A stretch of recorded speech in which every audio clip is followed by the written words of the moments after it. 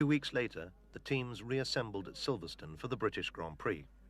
Fangio had won all 3 Grand Prix he'd driven in so far, and so he led the Drivers' Championship by a mile. Mercedes had just 2 cars this time, for Fangio and Kling. In his familiar white overalls, Mike Hawthorn was ready with his Ferrari, and then came Moss in his British Racing Green Maserati 250F to draw up alongside Hawthorn's number 11 car.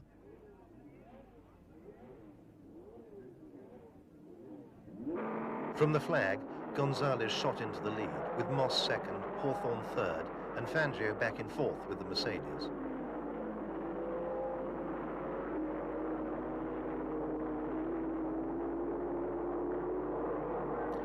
With Gonzalez apparently uncatchable on the damp track, Hawthorn and Moss played out a titanic duel for second place.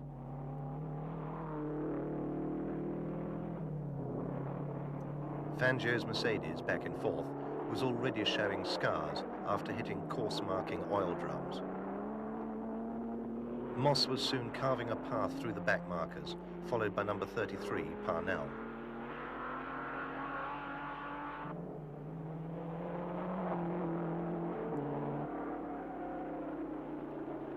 After its brilliant debut in France, the Mercedes team was a disappointment, Fangio struggling in fourth, just behind the Moss-Hawthorn battle.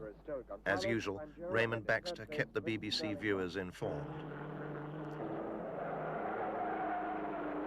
Rainmeister Gonzalez still led, and it looked as if he was about to add the British Grand Prix to his international trophy win he had 2 months earlier.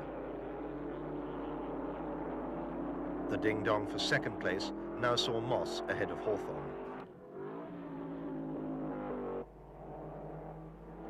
Peter Collins drove the new Cooper chassis Vanwall with its hybrid Vanwall engine made from Norton motorcycle and Rolls-Royce parts.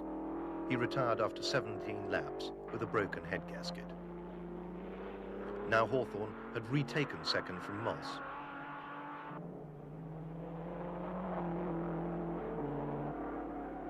Carl Kling in the second Mercedes was struggling down the field and was lapped by Gonzalez in the leading Ferrari.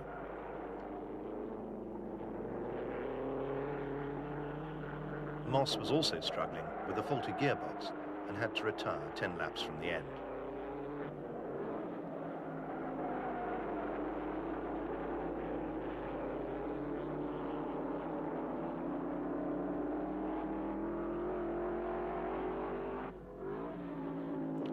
Kling could do no better than 7th, with Collins just behind him in the Vanwall Special.